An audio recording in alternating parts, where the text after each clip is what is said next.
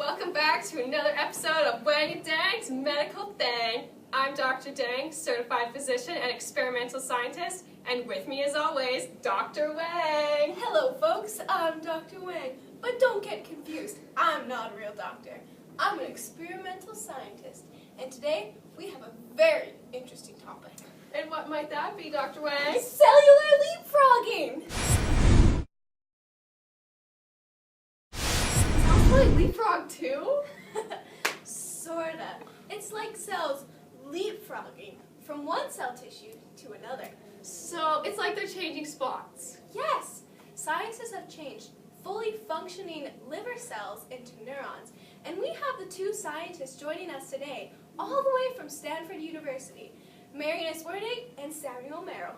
Let's ask them about their studies at Stanford University School of Medicine. Hey, Wang. Hi, Thang. Well, Wang and Thang's Medical Thang is here at Stanford University. I once applied here, but didn't get accepted. All right, well, we should probably go. Okay. Oh, God. Hello there, I'm Marianus Wernig, and I am a member of Stanford's Institute for Stem Cell Biology. And today I have with me Samuel Merrill to aid me in our research. What's up, man? I was just telling these people about our research of cellular leapfrogging. Oh, wow, this is a good one. Better listen close. Makes sense. So way back in the olden days of 2009, our team of scientists transformed skin cells into neurons. And a neuron is just a nerve cell that is the building block of our nervous system. So why skin cells? And what is your conclusion after this? Since skin cells are found everywhere in our body, our scientists didn't know how big of a jump it really was. And skin cells are a wacky thing, and they can vary greatly. But it worked.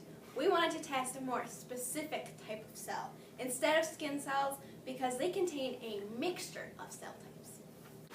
So how did you plan to tackle this quest?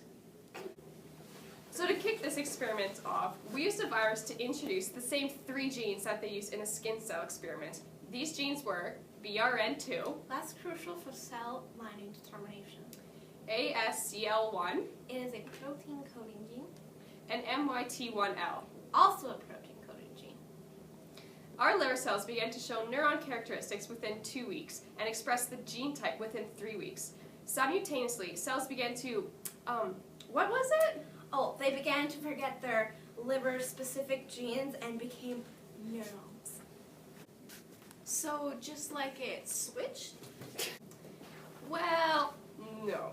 To be honest, I don't think we could do it without going through a pluripotent stage. And that is changing a cell into a stem cell that has the potential to change into any of the 3 germ layers. Oh, wow. Very interesting. Even Quake, that beauty. This guy allowed us to use his technique to complete our research. These cells are not hybrids. They are completely switching their identity. They look and act like neurons and shut down any gene expression associated with their prior identity. We use a sophisticated cell labeling technique. This was to confirm that the new neurons had indeed changed from their former liver cell identity. So your new neurons do not contain any information from its last identity?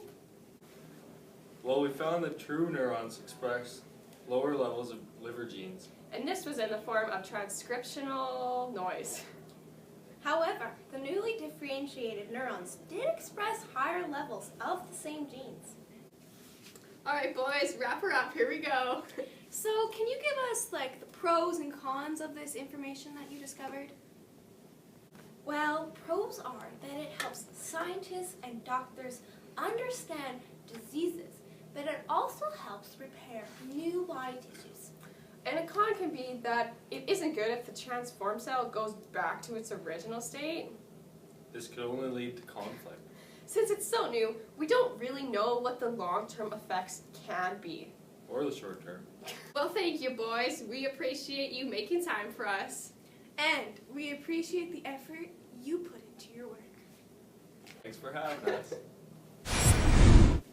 Wow, Honestly, didn't think you would.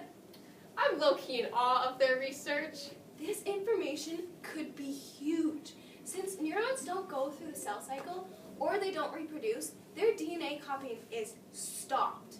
So, once your neurons are damaged, you are so low. Hey Wang, I got a joke for you to end this off.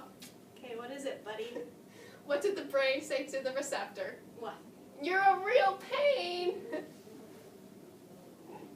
Okay, that's all we have today, folks. Thanks for coming out.